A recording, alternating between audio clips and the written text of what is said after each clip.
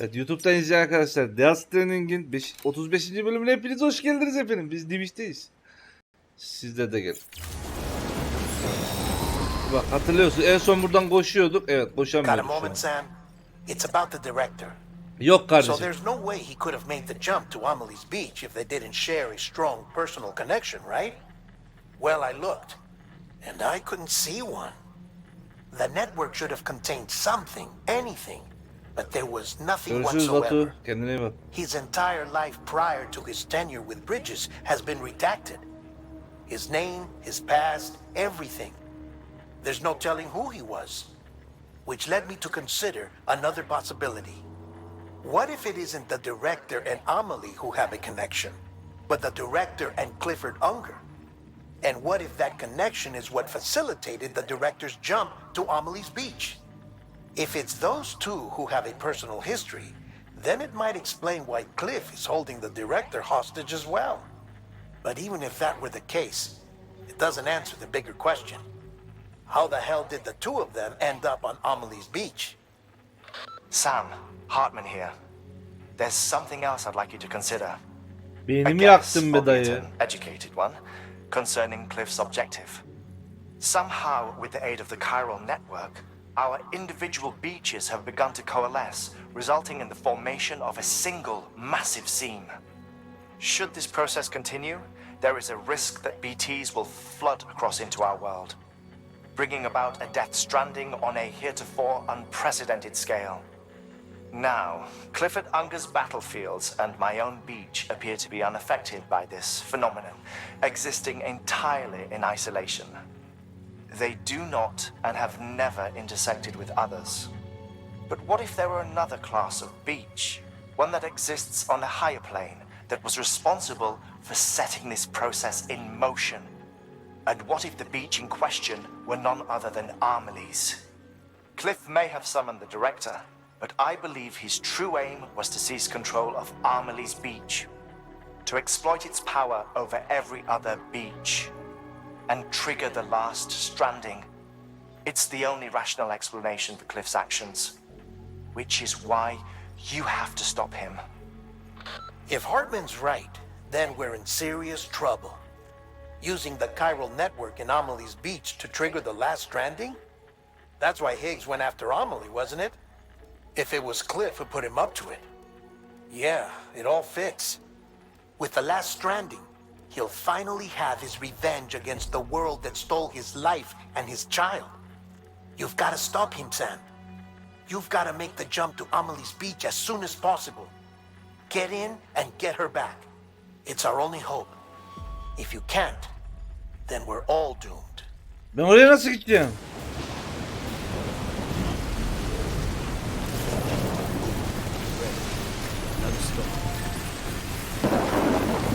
Manyak heriflere bak. Cliff intikam alacakmış. Ne oluyor lan? Ya burada olmaz ya.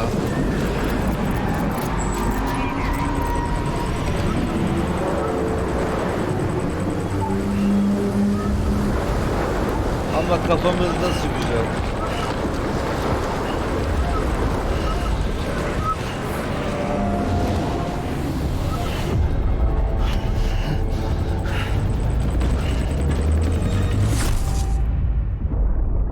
Yine yamulduk. When I found out I was gonna be a father, I was so scared. Scared of what it would mean. I had to be there for you and your mom, no matter what. I couldn't just go off and get myself killed anymore. Couldn't leave you all alone. I couldn't. Derber hoş geldin. Aleykümselam. I had it all wrong. All wrong. Being a father didn't make me scared. It made me brave.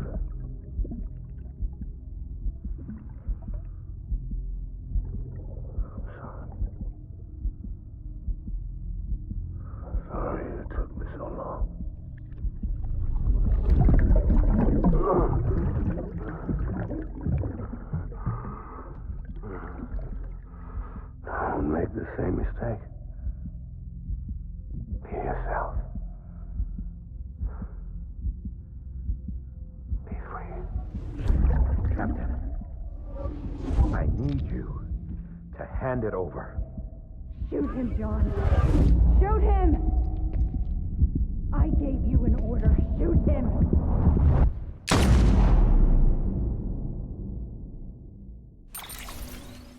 Hivaşi'ye bak, çocuğunu hem deneyde kullanıyor hem de babasını öldürmüş.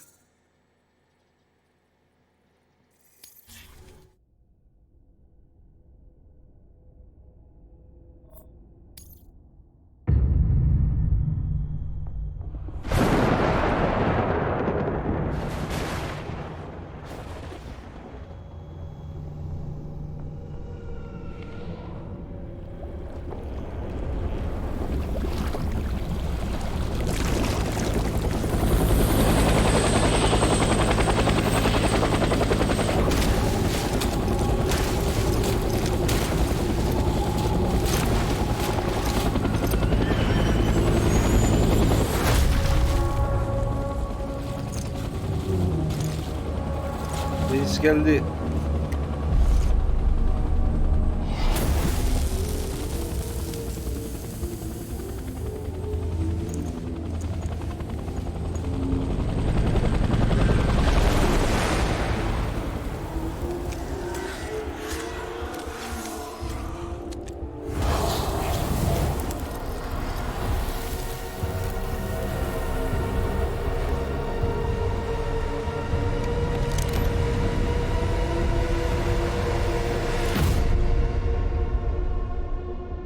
Fort Anger Episode 11. Hadi bakalım.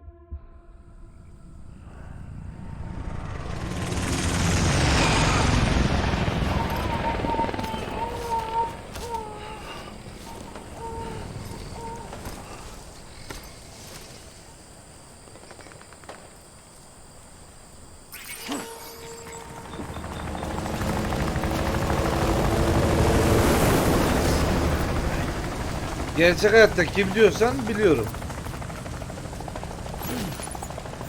Oyuncuyu da biliyorum. Bu da oyuncu.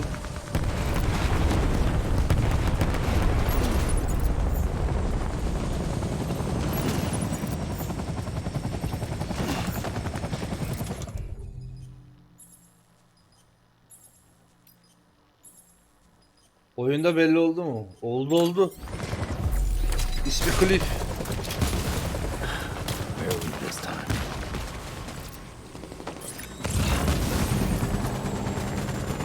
Daha fazla söyledim, spoiler olur iyice.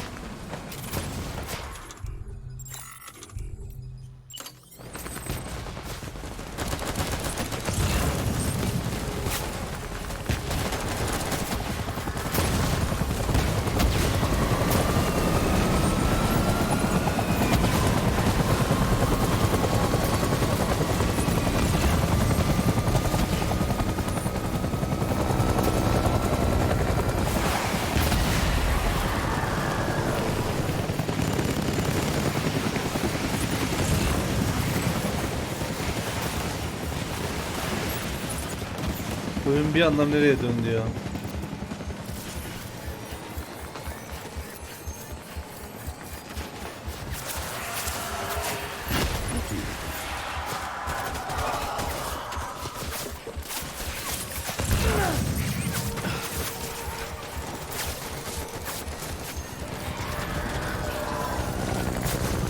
Işıklandırma vereydiniz şuraya.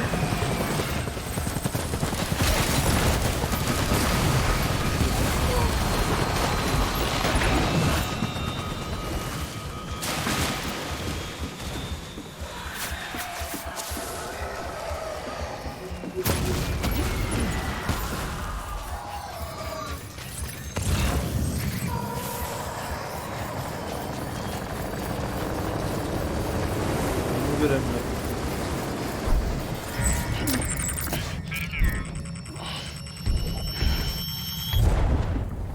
Sercan adamın kim olduğunu detaylıca söyleyeyim mi?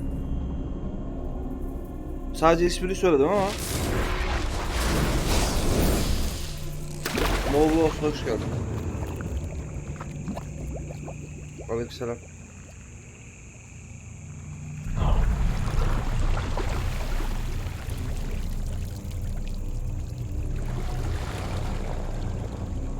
Bu oyunda BB'nin babası geçmişte olaylar, yani bu ölüm kıyısı olmadan önce oradaki deneyler için BB'ler katalizör müydü? Koalizör mü? Filtre gibi bir şey. İşte onu kullanmak için bunun çocuğunu da almışlar. Sonra çocuğu proje iptal edildikten sonra çocuğu deneylerde kullanmaya devam edeceklermiş. Bu babası karşı çıkmış. En son sinematikte de kadın şerefsiz bunu kafasından vurdu.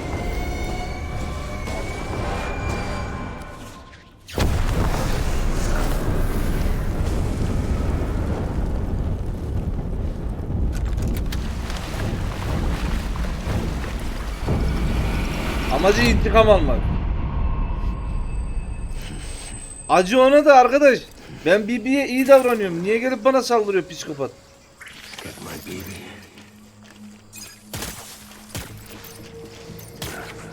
Taking fire. Engage hostile.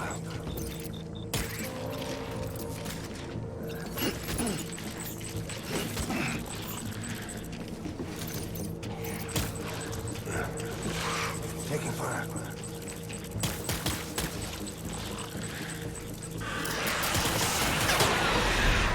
Abi adamın çocuğu bende de. Adam ölmüş.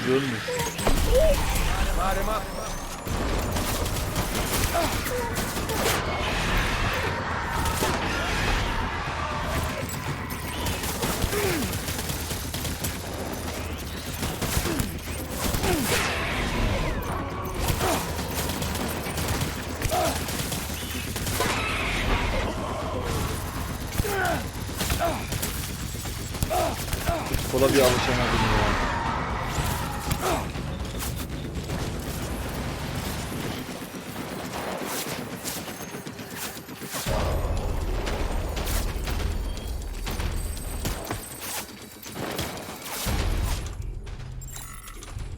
Adama acı dedin ya. Acısını dindireceğim onu.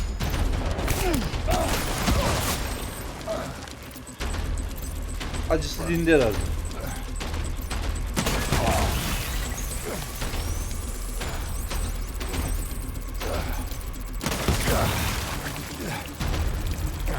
Dayı neredesin?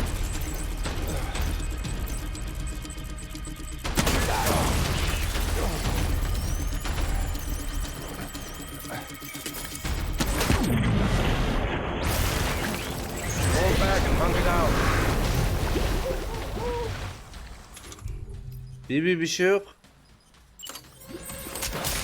İki babanı öldürdüm.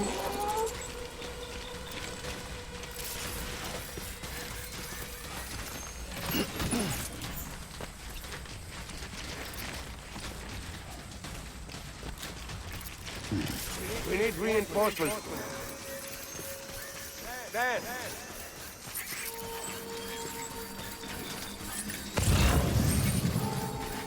My name is Clifford. Light him up.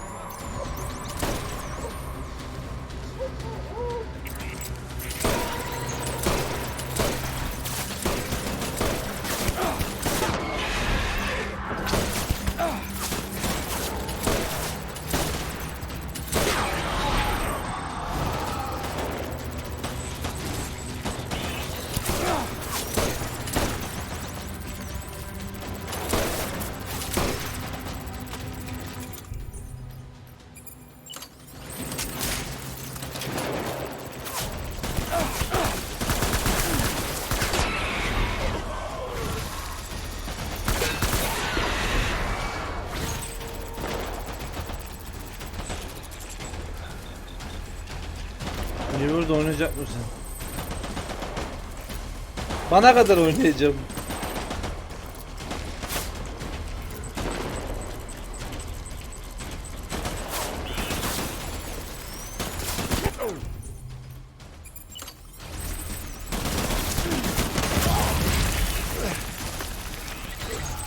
Kalk kardeş, kalk. Kalk kalk kalk.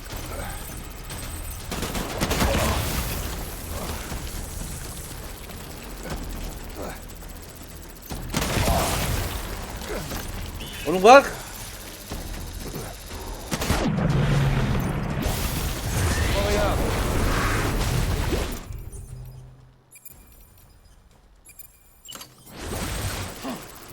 Nereye gittin?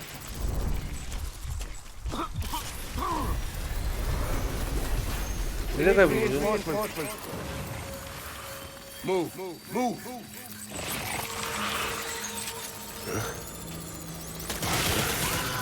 Okay, Shacozade.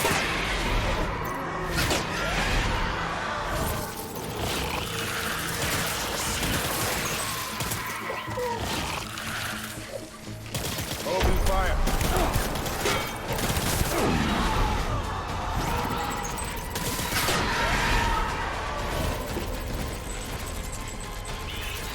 Nerede lan diye.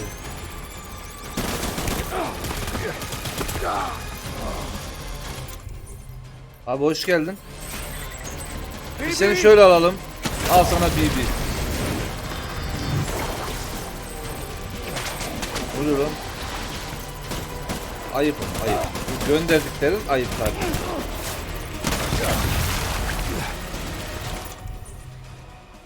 Bitti bu ya. Bu da bitti. Başkan var mı benim başka? Yok mu? Şunu alalım o zaman. Kardeşim. Ay kılabilsin ya.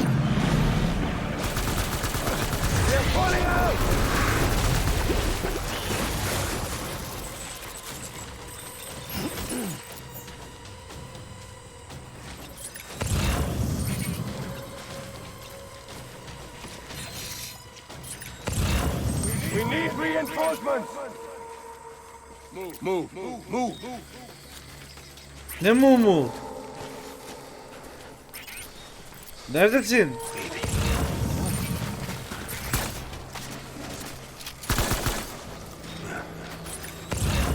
Tango.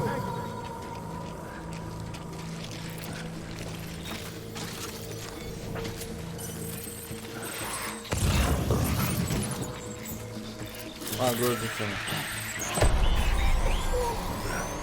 Adam beni gördü geri kaçtı ya.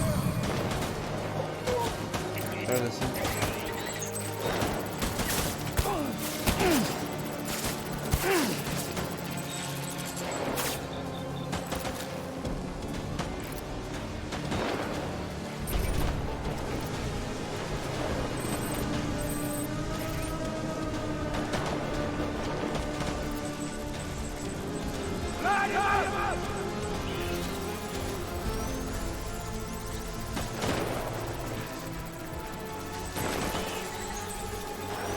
Nereye sıkıyorlar acaba?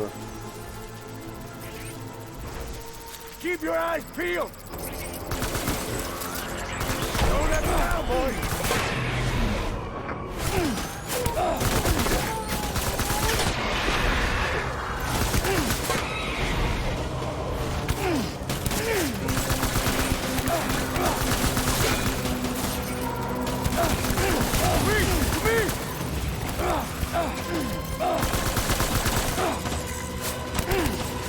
Lan dur.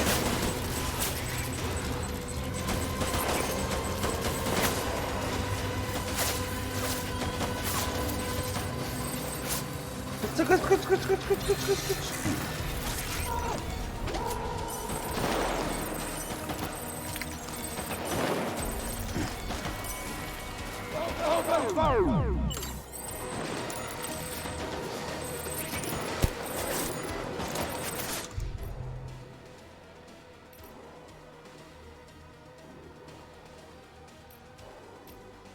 Hayda.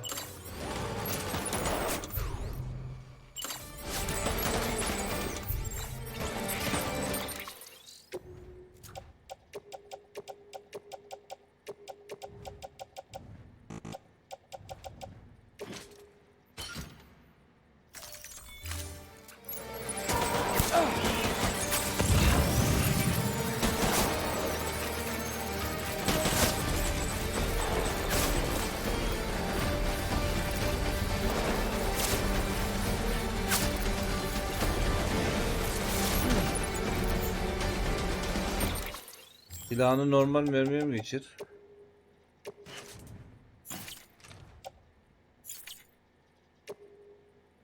Zırh plakası takamıyor muyum? Ha, sağına soluna takıyorum.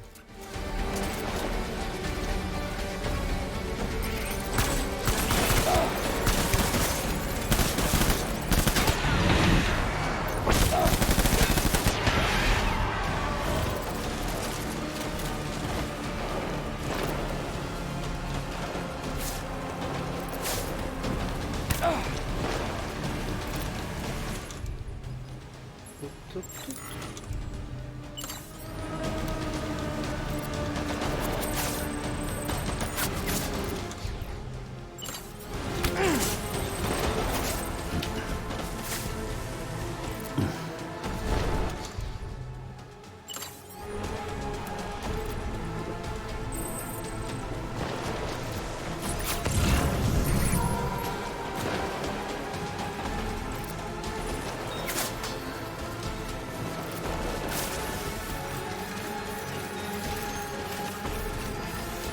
Pompalı tüfek gördüm lan.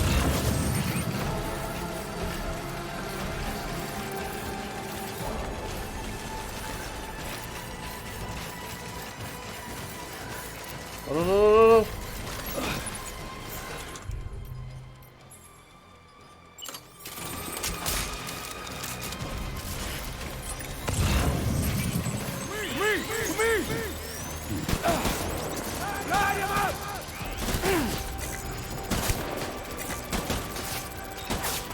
Hayda, dur lan, dur, onu sıkarsam kendi kanımdan gidecek yine.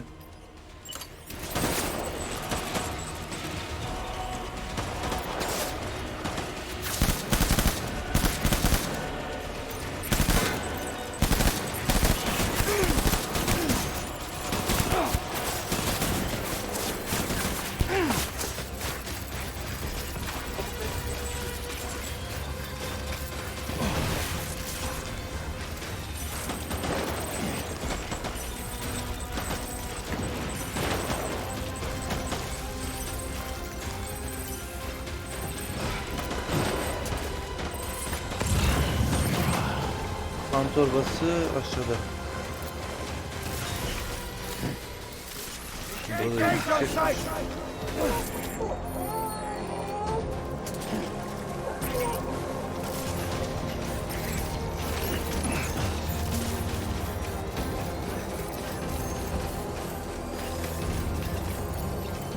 Disengage!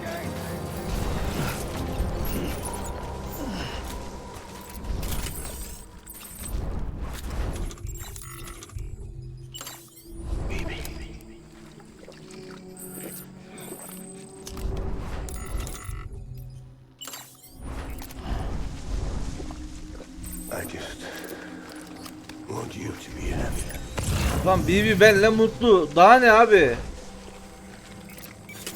Allah Allah, çattık ya. I'm sorry.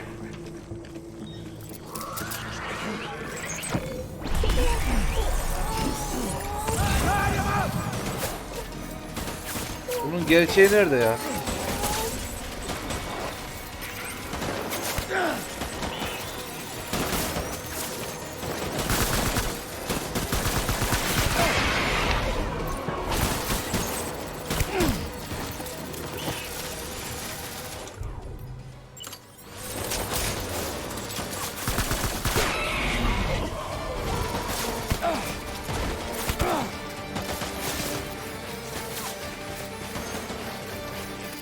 Bu adamın gerçeği nerede ya?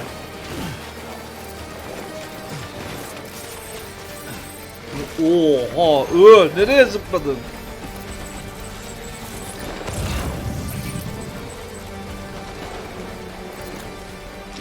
Open fire!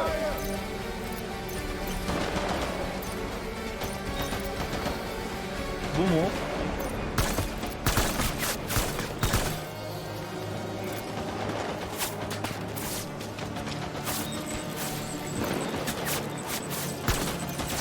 Bu değil.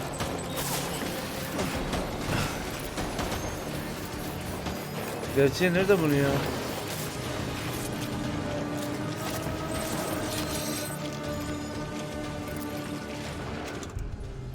Kan torbaları boş. Aferin.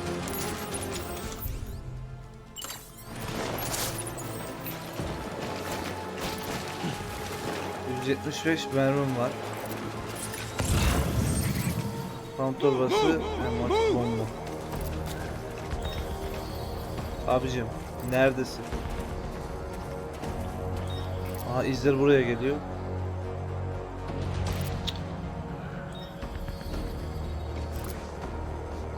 Disengage!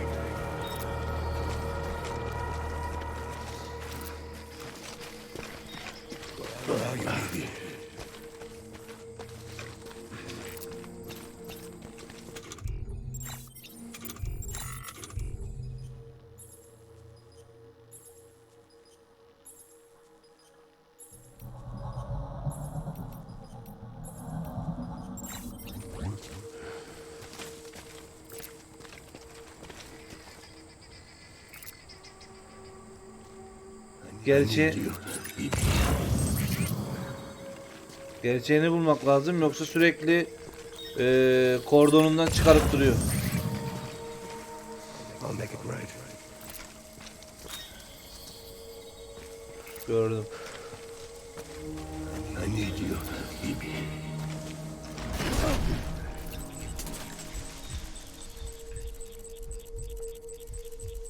My dear Bibi.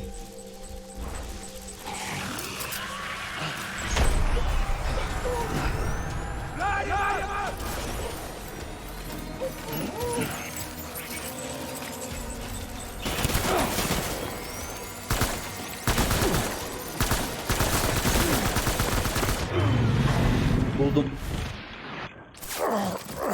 Aha, burada. Şerefsiz seni.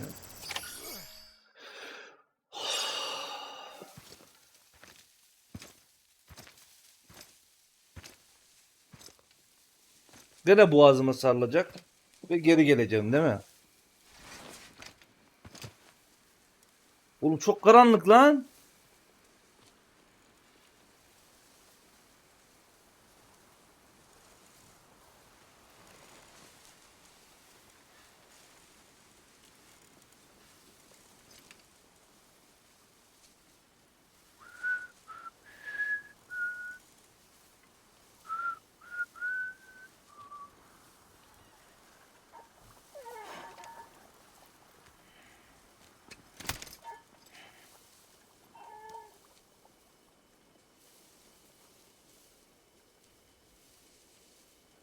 Bibi.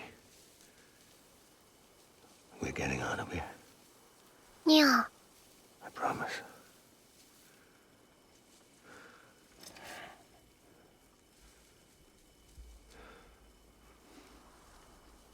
Give me back my baby. Are you cluttered hunger?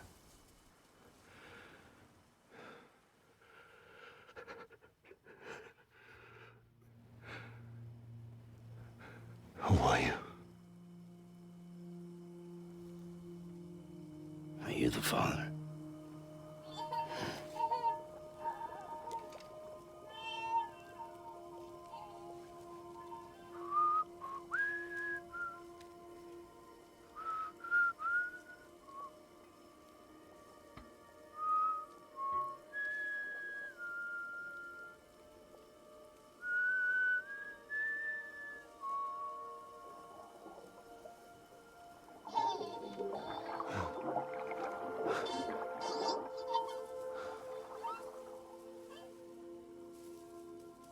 They told me your name was Sam Porter.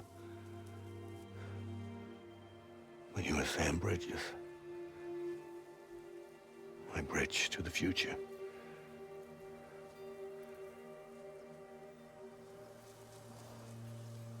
Beydim, hoş geldin.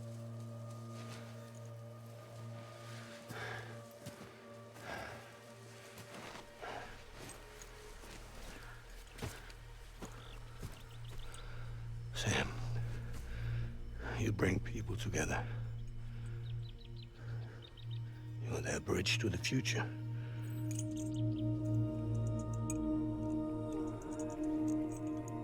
Come on, Sam. Stand up.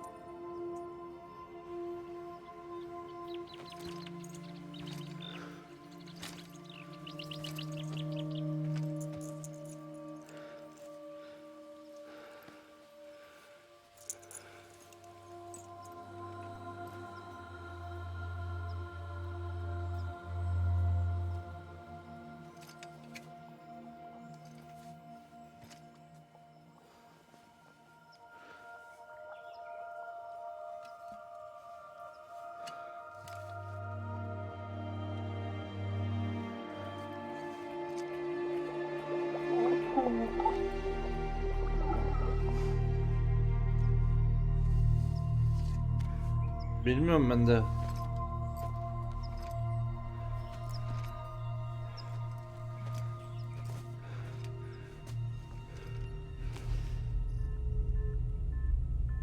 Aga be. Lan!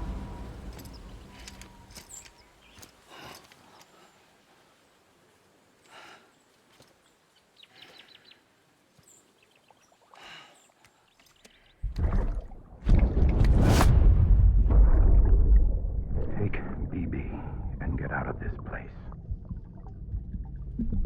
There's nothing I can do for your wife. I'm sorry. Now, if she orders me to do something, I have to do it. I have to. But I served under you first. And your family doesn't deserve this. Any of this. Why are you helping me? If they catch you. Because you saved my life, sir. Again and again. When the brass sent us into the jaws of hell, it was you that brought us home.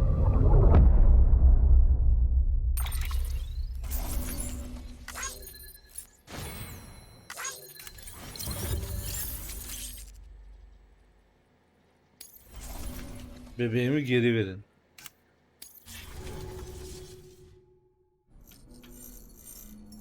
Arkadaş gene mi yataktayım ya?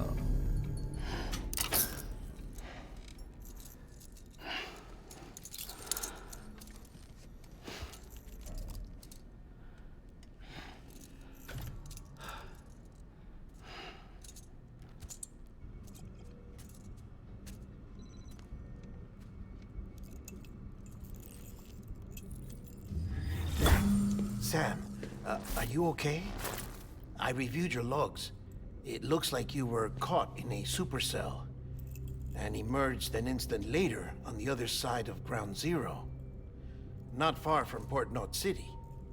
How'd I wind up here then? Remember Victor? He found you lying unconscious by the harbor and brought you inside. I think Cliff might be Lou's father. He said, give me back my BB. Impossible. Cliff was born... He gave me this. Maybe he's trying to tell us something. Something about the BBs, maybe. About how they were made.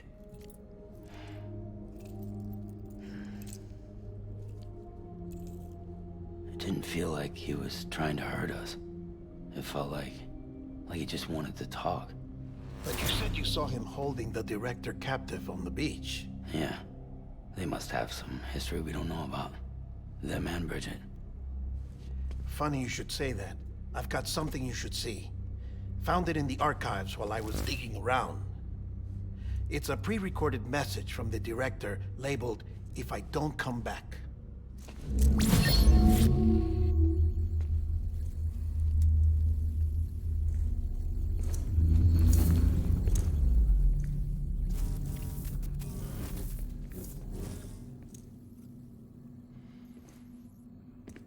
All right. This message is insurance, in case something happens to me. For Bridget's eyes only. And I sure as hell hope that's who's watching. I got a little present from Emily. Said she'd take me to the beach if I wanted. But I'd need this doll to show me the way. It's a trap. It has to be. But I've decided to play along. You've all been playing along too, haven't you? You know this mask hides more than just my face.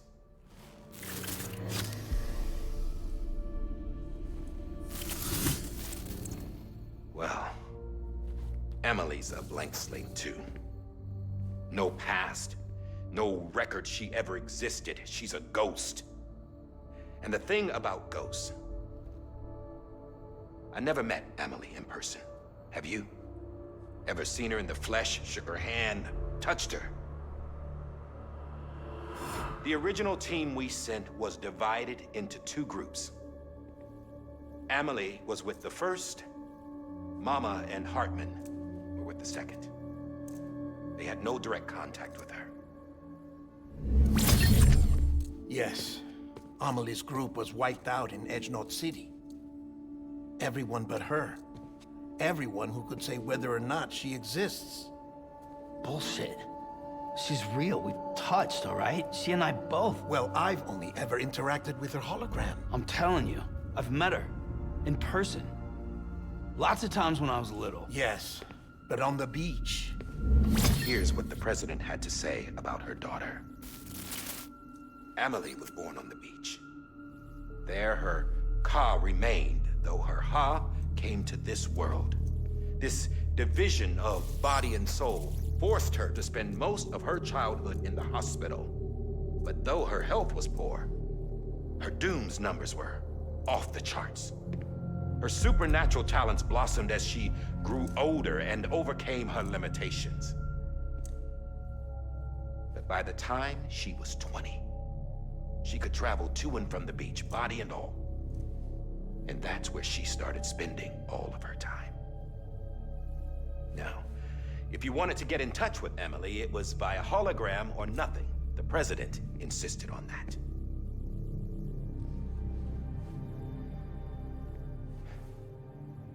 I swore an oath to the president and to America. As far as I was concerned, her word was law. So when she said Amelie was her daughter and the best candidate to succeed her, I believed it. But when the archives were restored, I couldn't resist testing out my access privileges. And that's how I found out Bridget was diagnosed with uterine cancer in her 20s and couldn't have children. What? You see, doesn't add up, does it? There's no way Amelie could be Bridget's biological daughter.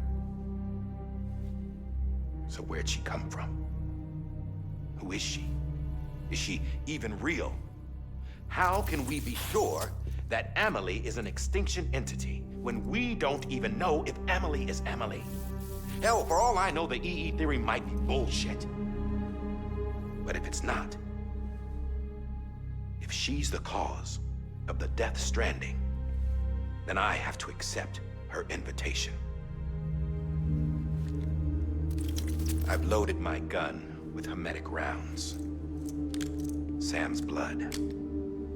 It connects my gun to her, to me, to him, all of us. Which means I should be able to take it with me to the beach. I'm gonna stop what she started by stopping her. Aga be. One Kesin last öldü bu ha. confession. I'm just a man. No powers, nothing special. Don't have dooms, I can't repatriate like Sam either. Don't know the first thing about dying, I had never tried it. Yeah. I've been to hell. Every single battlefield was Allah hell. direkt banlarını sizden sakın. But no matter how terrible it got, I never died. Because all I ever did was run from death.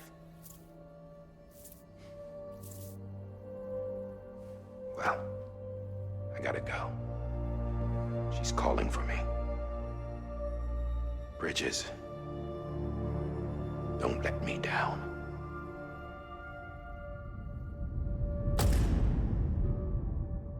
Episode 12. Breathless. After he recorded this, the director jumped to the beach. Or rather, Amelie summoned him there.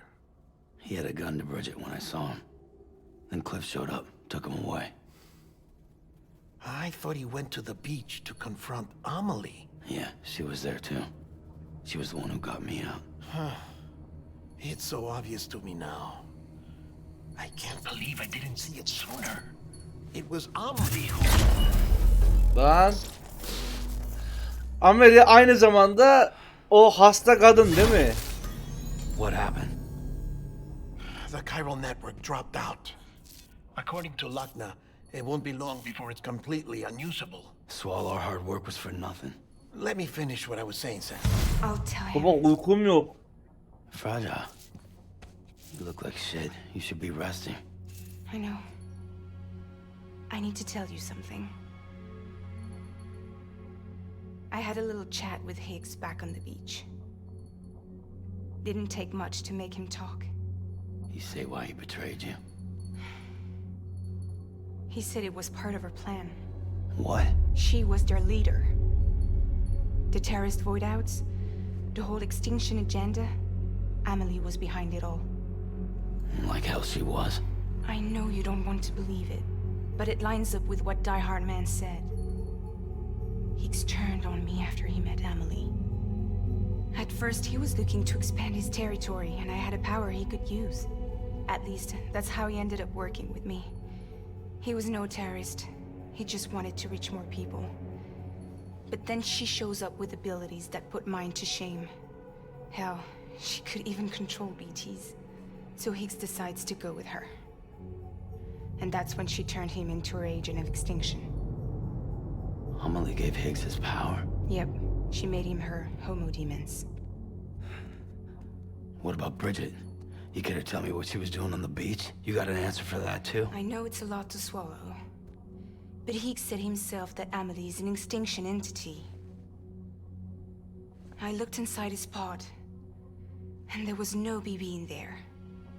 Take a good look at what was. It's the same doll Die Hard Man had. This is their bridge baby. There's this idea that the terrorists brought back BB tech and Bridges was just following suit. It's garbage. Their methods and yours are completely different. Your BB links you to the world of the dead. Their doll links them to Amelie and her beach. You know who else had dolls like this? Cliff. He was carrying them on the battlefields. Cliff, Higgs, the director. All three of them were drawn in and controlled by this extinction entity.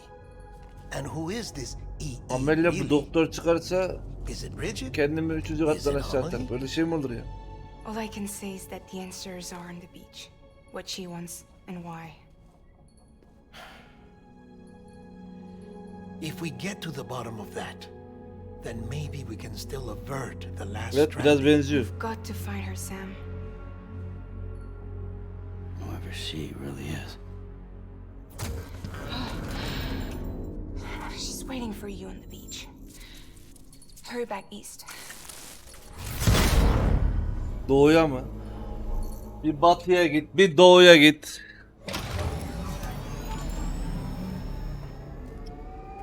Balkonu da salona katak mı anasını satayım?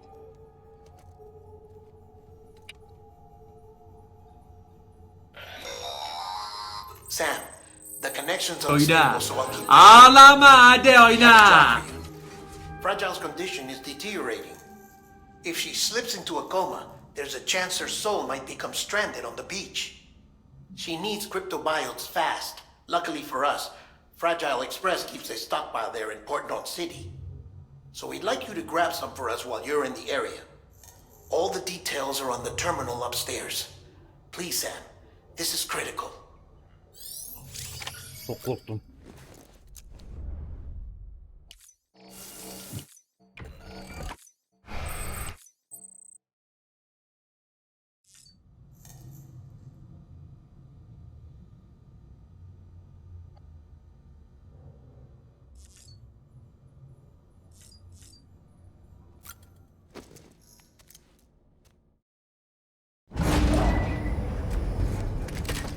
Aa sinematik geliyor.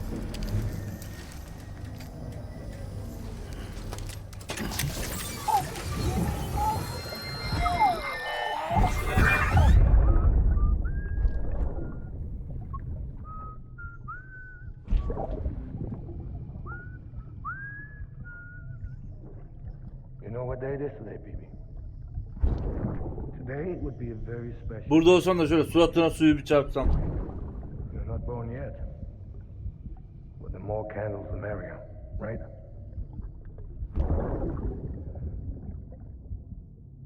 Soon it'll be time for you to come out into the real world.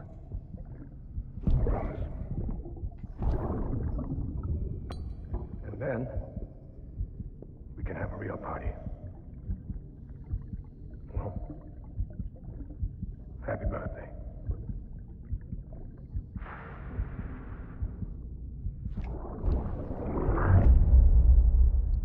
Aga be, adam ne güzel buradaymış. Çocuğunu niye aldınız elimden? Pislikler. Sam, check the terminal for available orders.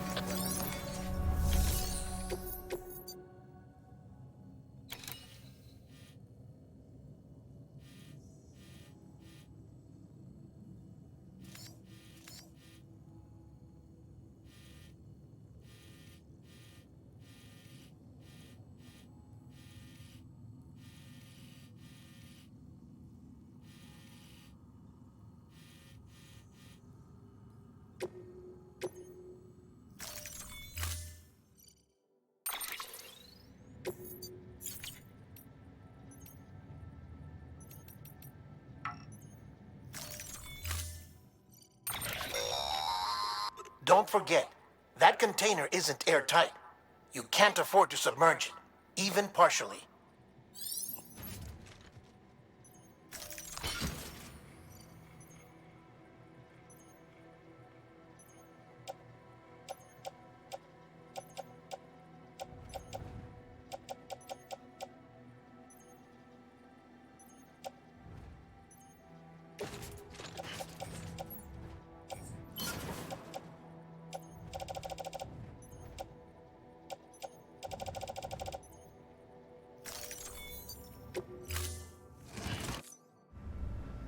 Order assigned.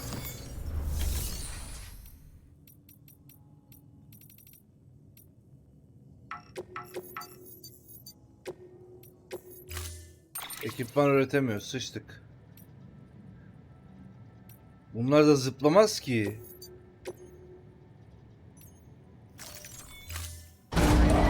Zıplamayan motor var.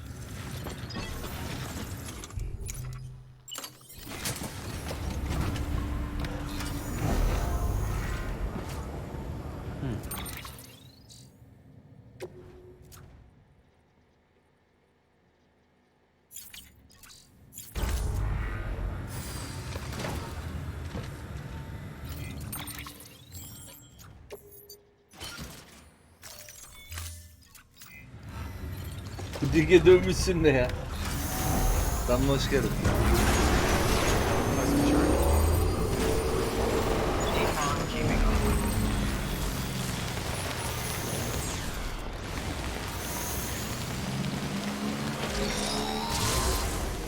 We've been getting near constant timefall in this region for a while now. As a result, everything you've built for us out here has been completely destroyed. The good news is, we managed to recover all cargo stored on site and transferred it to the Capital Knot City Distro Center. As for the not so good news, chiral printers are currently unusable due to the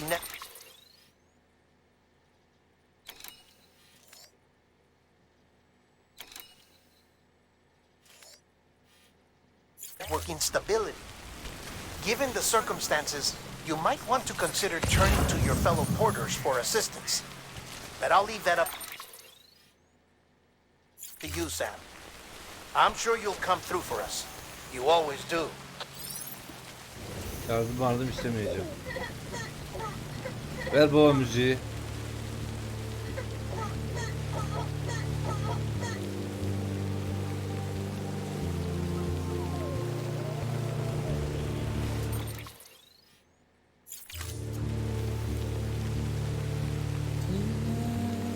Bu belimde ya.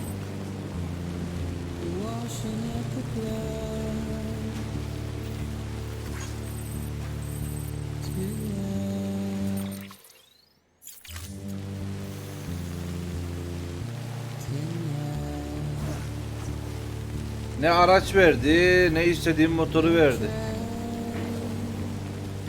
Ne yapıyorsun? Kucaklayıp mı götüreyim?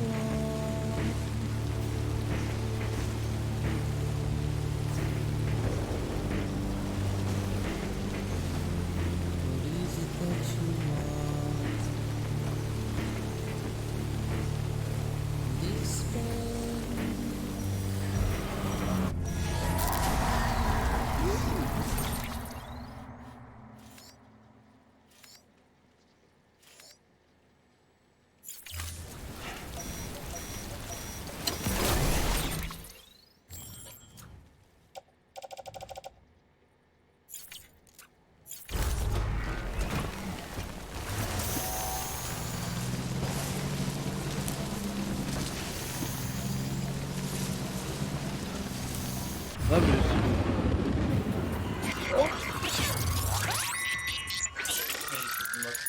Ha? Bunu yemeye gideceksin bak.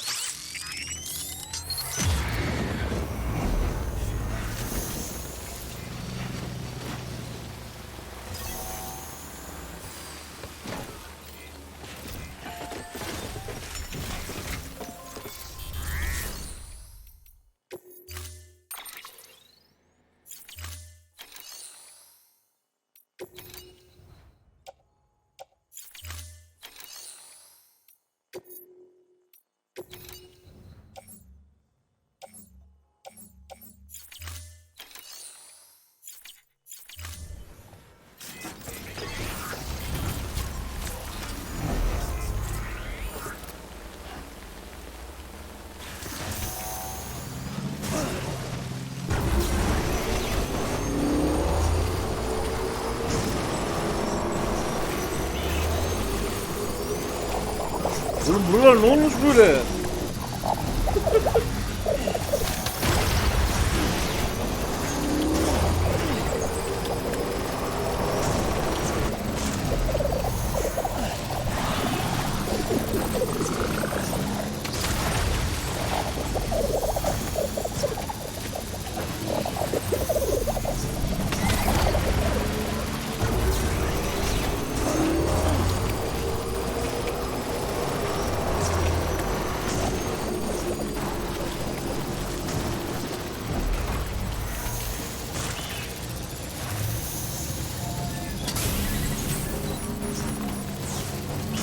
Lan oğlum. Lan kaç şu.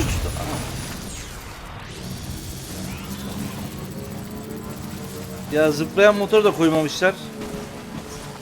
Çektiğim işkenceye bak ya.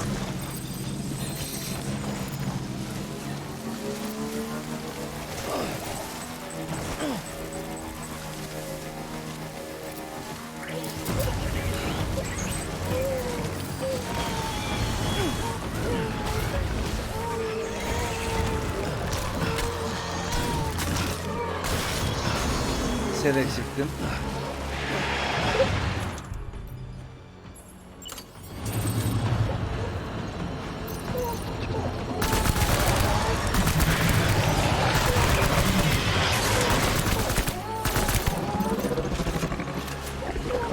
Hastam bu ölmüyor bu.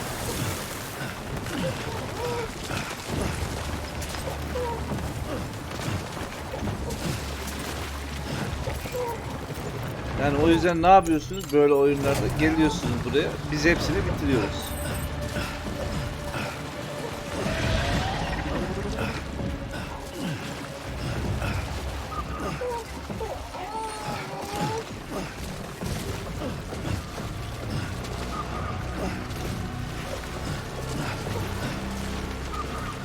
Johnson hoş geldin. Nasıl, iyi geçti mi?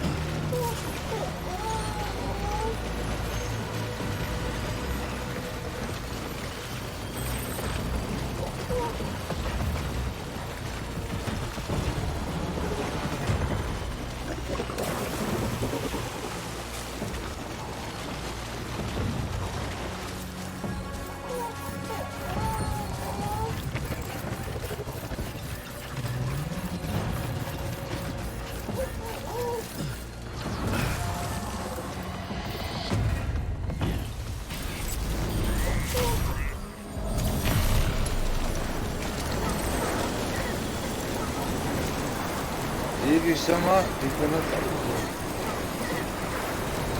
hep hayırlı olsun.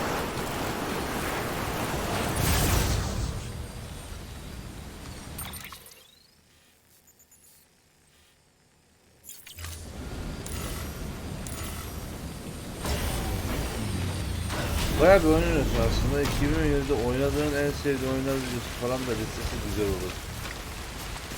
Ya hiç öyle bir şey düşünmedim ya.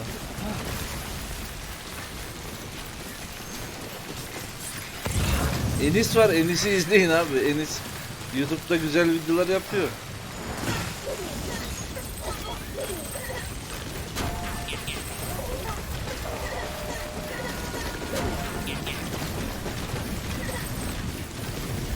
Böyle Bölüm mü? 你好， Dur ya biraz daha gidelim. Nereden niye?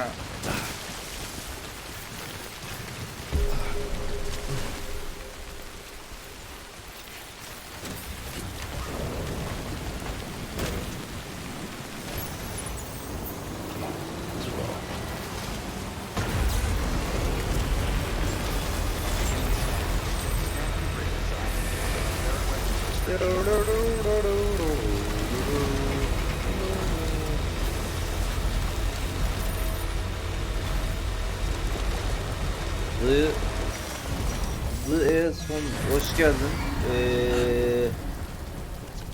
Devam.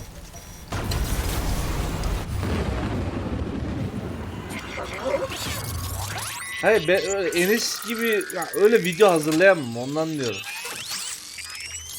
Çok fazla oyun oynadım.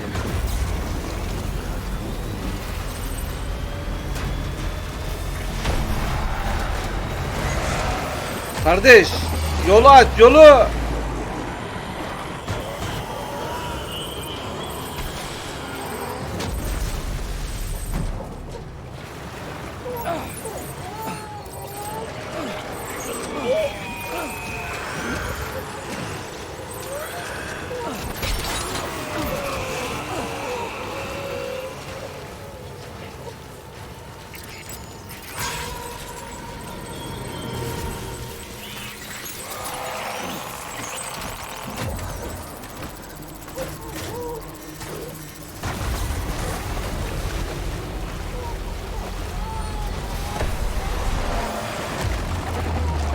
Arkadaş her yerdesiniz.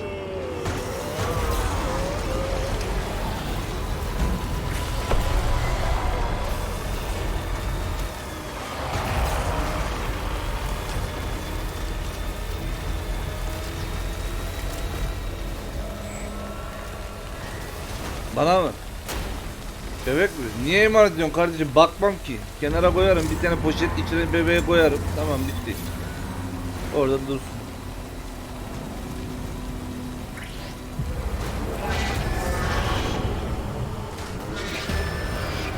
Bunu bir ezeyim dur.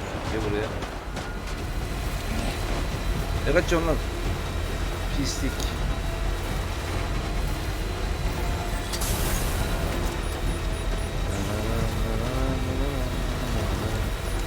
Diririn diririn diririn diririn.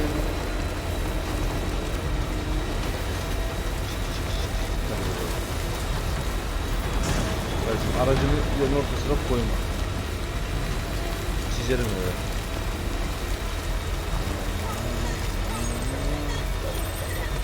Lan ben doğru gidiyorum değil mi lan?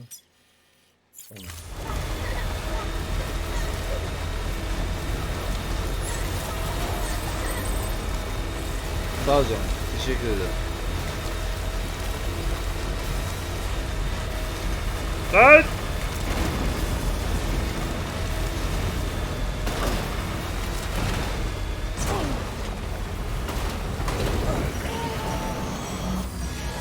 Ya böcüğüne yaratığına soktuk da şimdi yürüterek. Ne oluyor ya?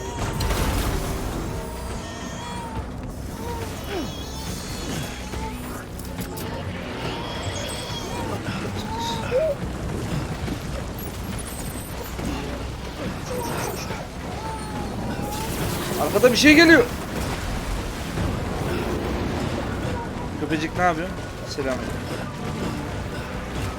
Çık şuraya. Şuraya çık, şuradan bir koşturursam. Hop. Yemin ediyorum jumper gibiyim. Hadi yetişin bakayım. Tamam Bibi, kurtulduk. Tamam. Hadi devam. Araba yok mu? Araba.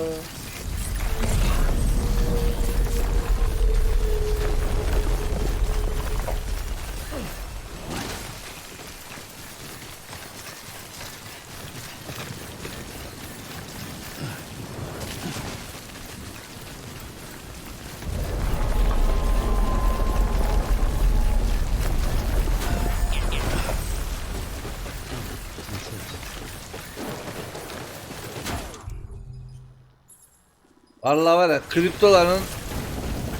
kriptoların ne yapacaklar bilmiyorum. Kullanılmaz hale geldi. Herif su girmeyecekti.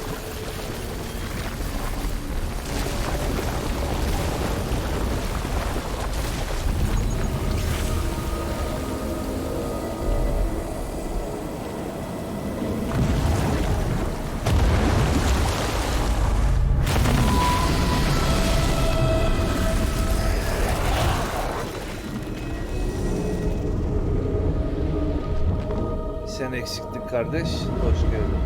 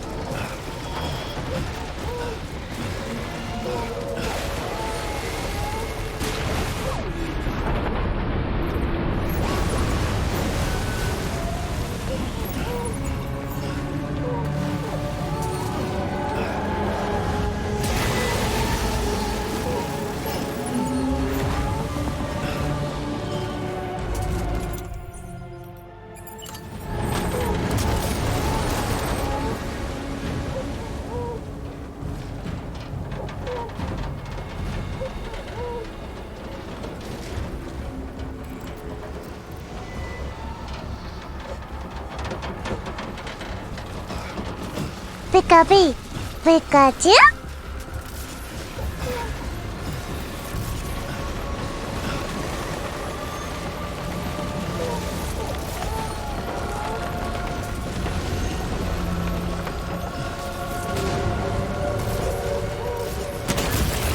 Lan dur sık. Kardeşim yukarı zıplayacaktık ya. Nerede bu?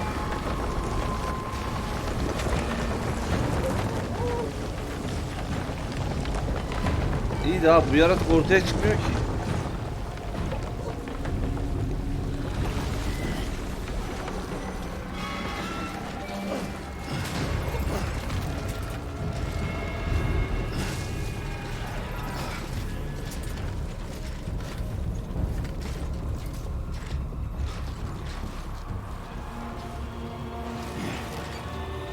Salak salak konuşma lan!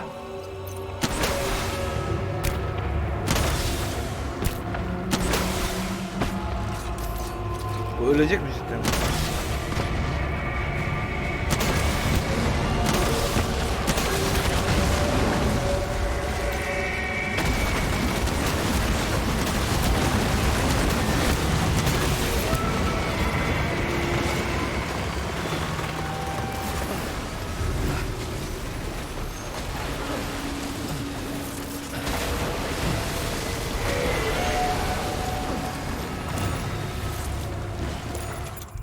Esra hoş geldin.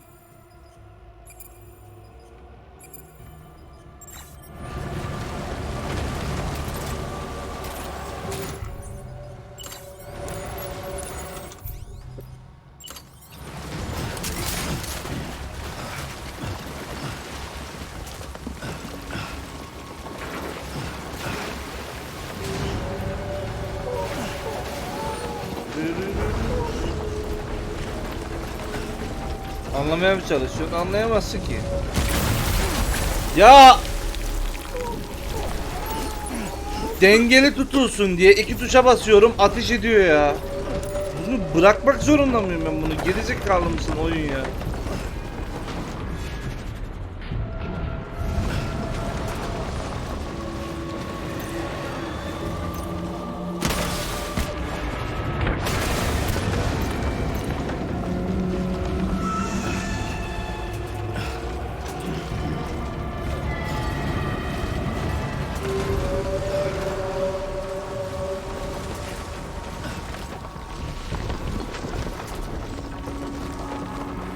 Nerede bu?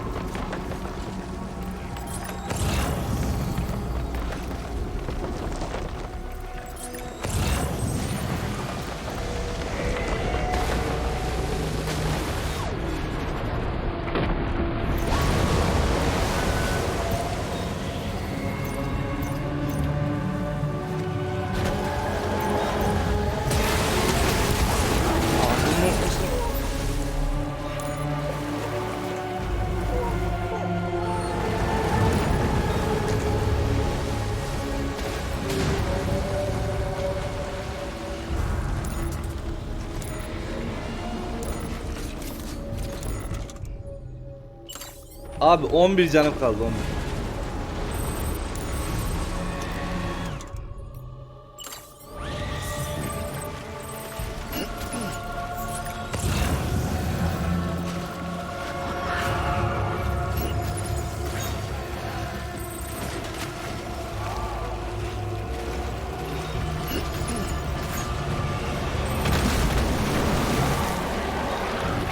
Adamsın bebe Ruhi.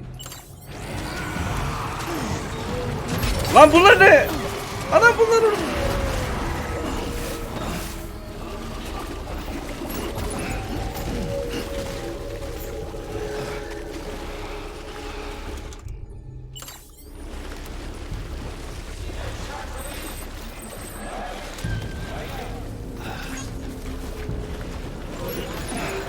Eyvallah canım.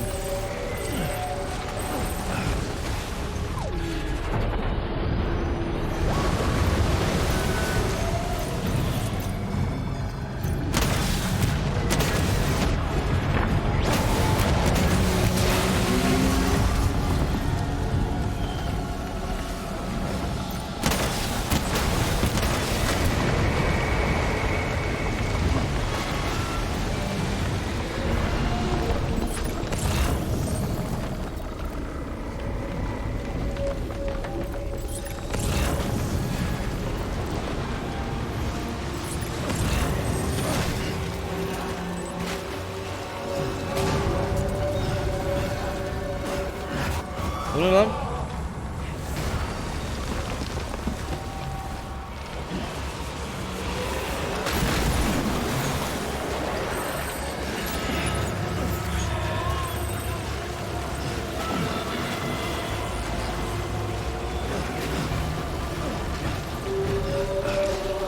Şu oyuncuların hani bıraktığı itemleri şeyler atıyor ya, NPC halinde. Çok güzel yapmışlar onu. Nerede bu?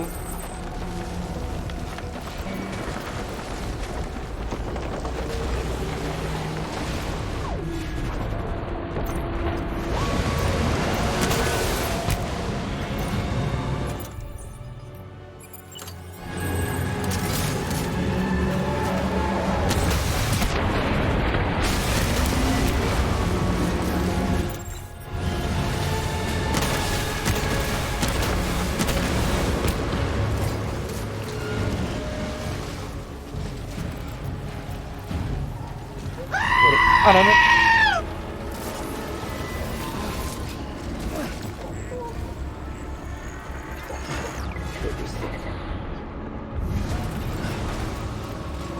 Deniz.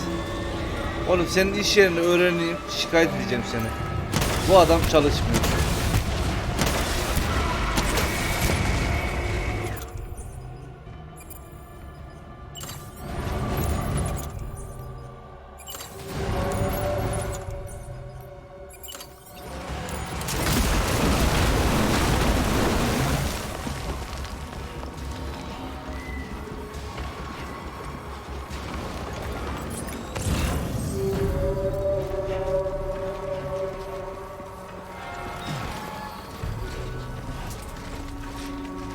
Ben sana göstereceğim koyunu. Nerede bu?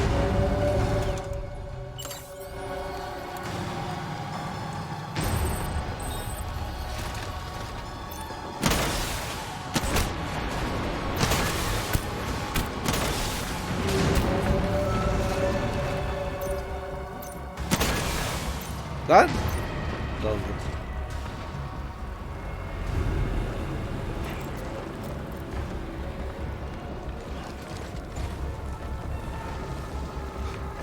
Salak salak konuşma lan!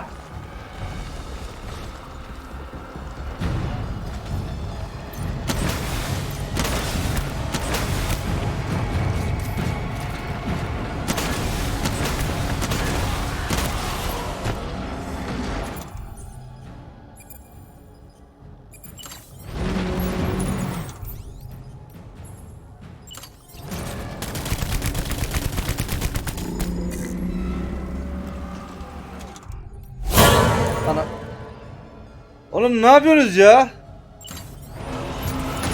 Ananı.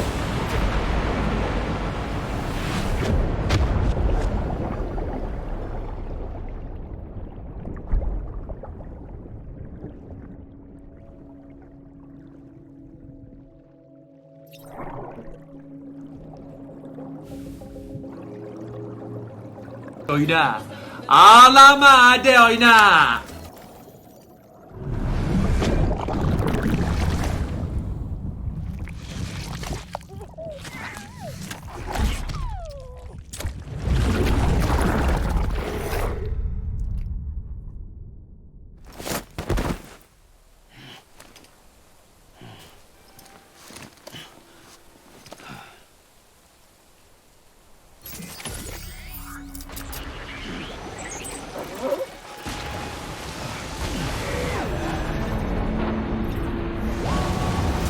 Hadi bakalım Esra, çözmeye çalış. Çözdün mü?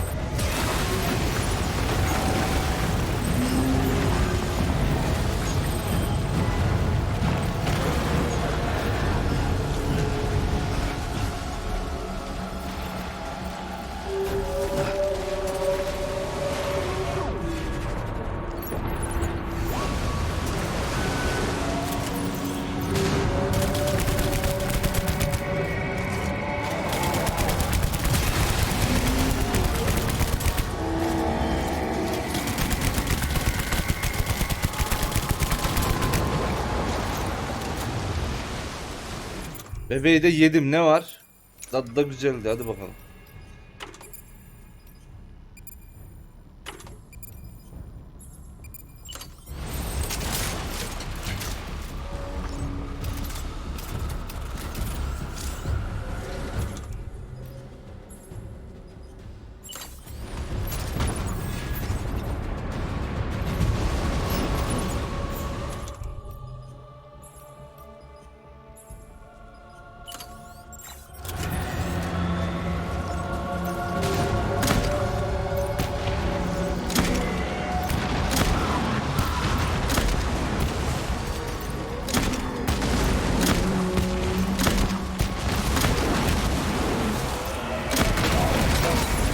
Ananı...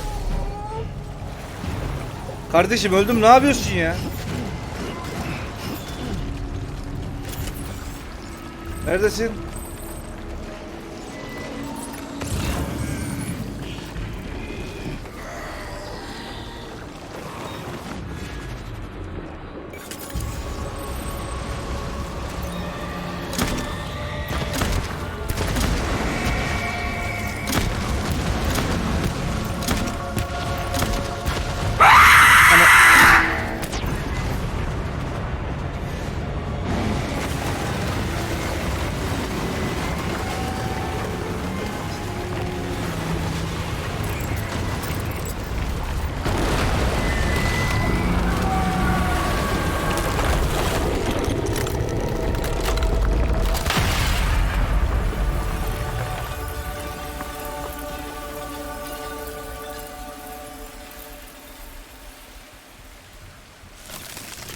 Şöyle çığlıkları mırıkları mındır ediyorsunuz şöyle oyunlarda.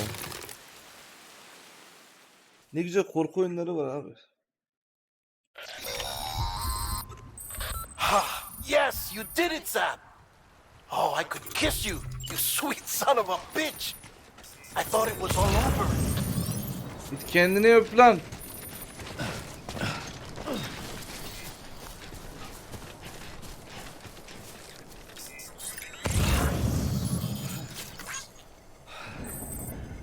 Nerede bunlar?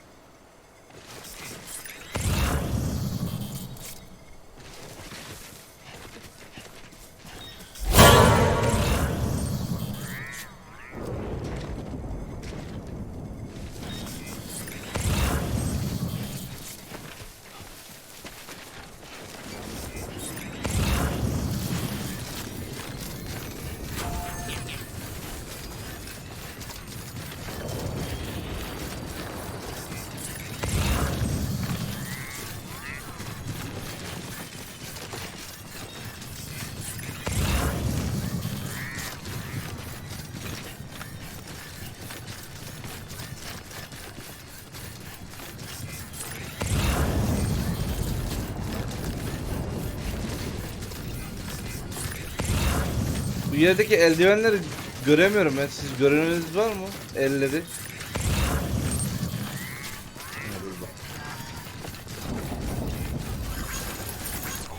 Pikachu. Pikachu.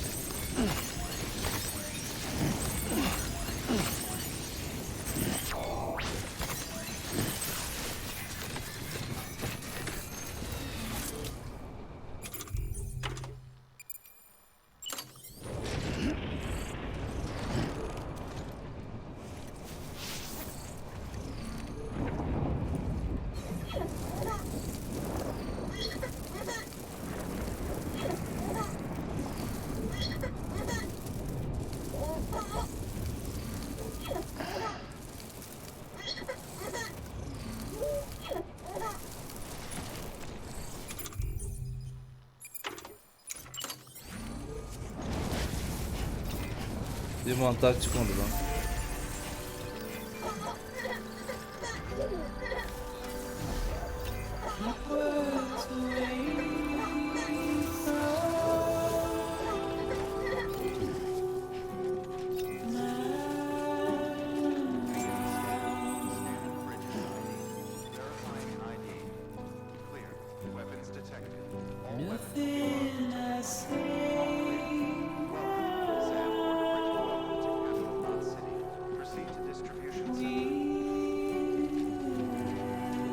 Sefa siz hayırdır oğlum? Aralıksız mı? Ya 18 saat.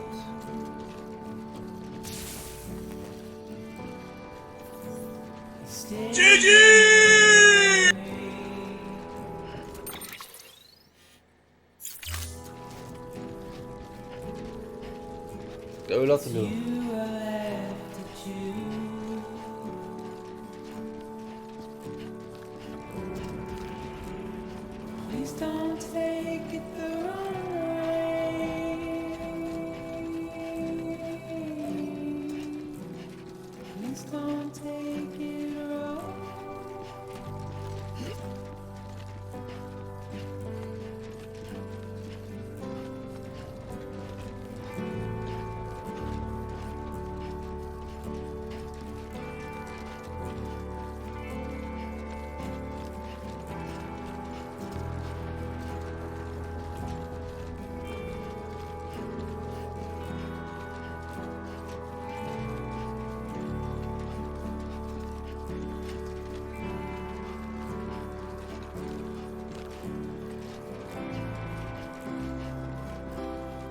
Kartal. Adamsın. Eyvallah. Böyle bir şey. Ne biliyor? Markete gidersen haber ver, oldu mu? Ne? Markete gidersen haber ver. Markete gidelim, oraya mı veririm? Veririm.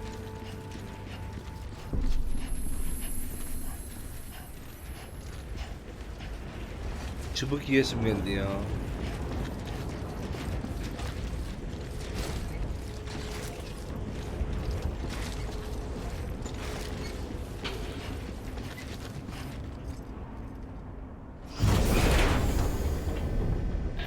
Thank heavens you made it.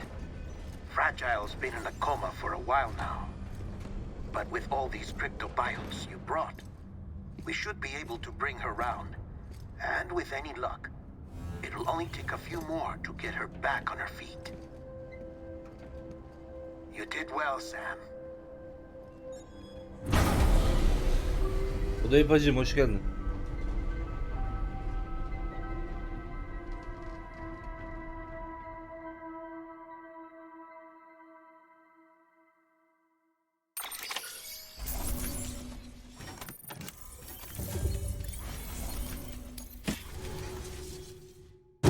Seni kıyıda bekliyor diye bir başarım geldi.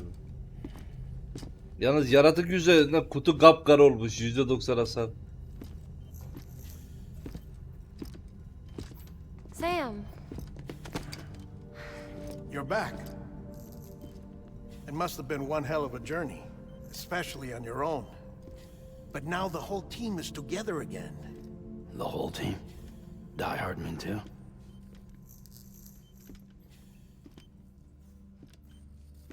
Too much traveling to and from beaches in such a short span.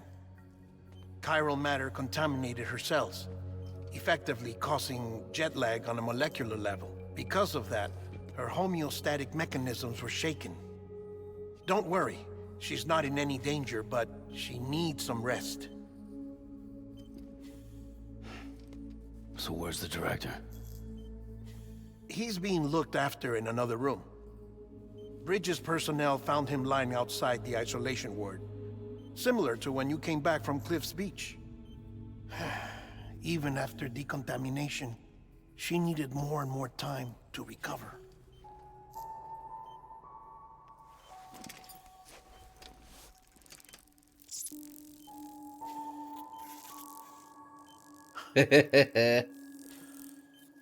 Sam, you made it. Hungry?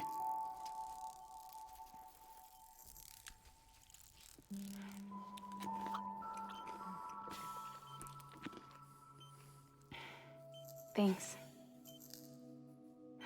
Looks like you need me after all. Who'd have thought?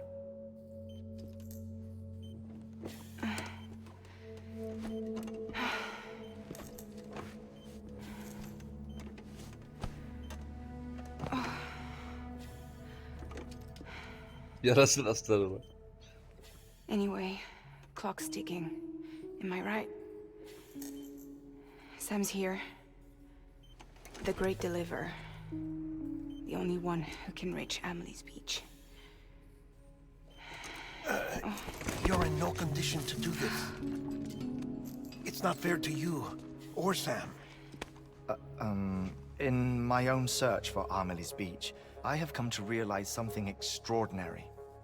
If beaches were likened to a multiverse, hers would appear to exist on a higher plane than ours. I can walk the beaches of others, but hers is beyond my reach. It's invisible, inaccessible, even to fragile, I fear. Imagine it as a circulatory system, if you will. Each of our beaches is a single capillary. But Amelie's beach is the heart that pumps blood to the rest of us. Capillaries are subordinate to the greater whole. A whole governed by the heart, which gives direction, which dictates flow, which dictates everything, controls everything. Don't you see? She is in control.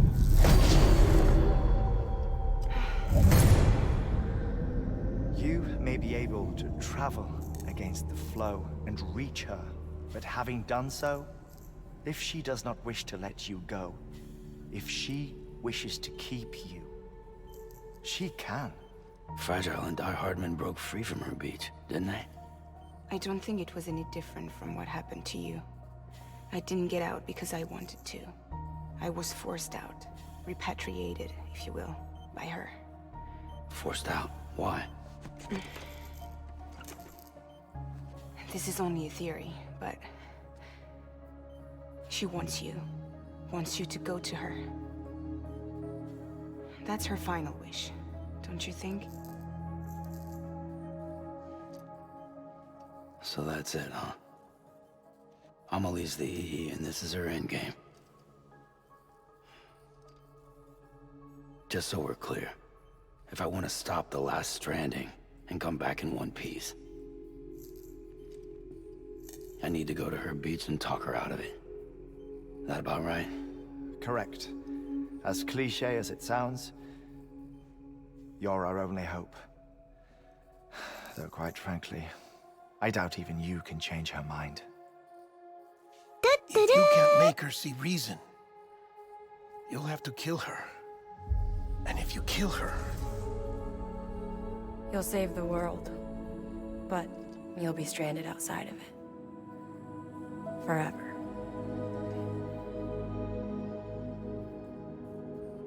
Aga be. Feko bu gece de yayın yapmayı veriyordu oğlum. 20 gidiyoruz, 16 saat olmuş.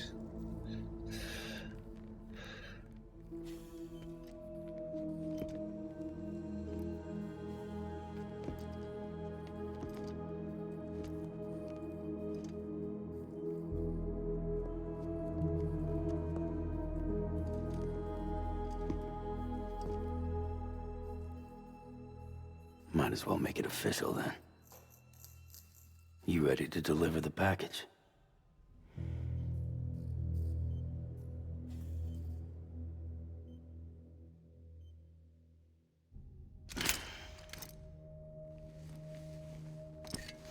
I'll talk to her.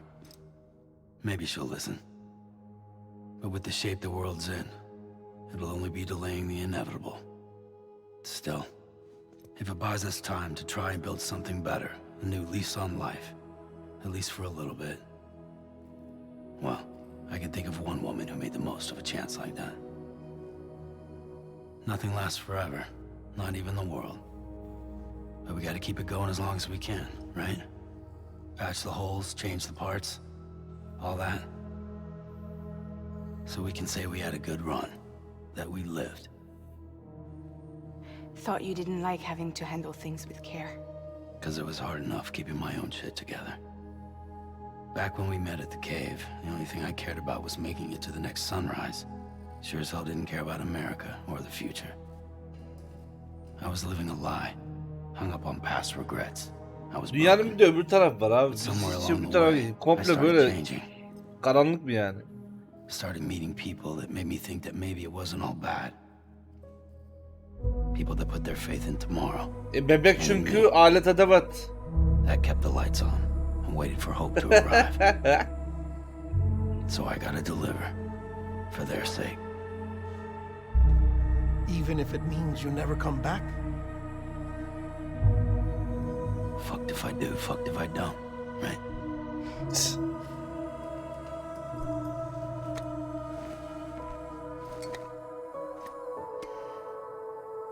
Take care of Lou. I will. Couldn't find a working still mother east of Port Knot City. Kid's done enough. No more. All right. I'll do my best to nurse our little one back to health.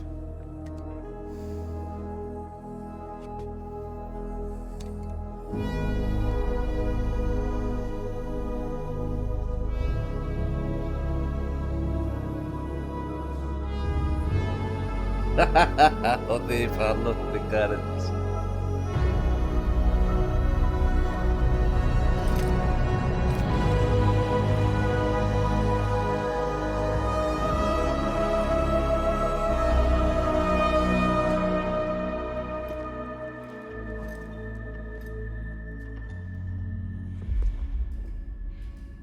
Okay, concentrate.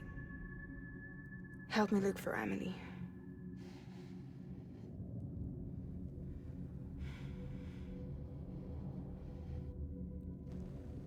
Reach for her, Sam. Feel her.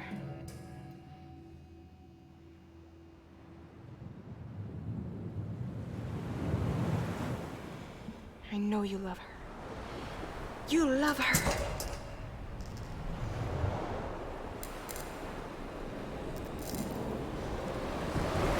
There.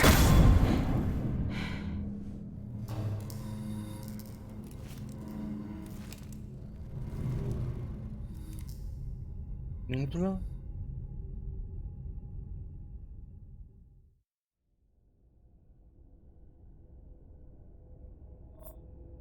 Evet, YouTube'dayız arkadaşlar. Bir bölüm daha sonuna geldik efendim. Bir sonraki bölümde görüşmek üzere. Kendinize iyi bakın.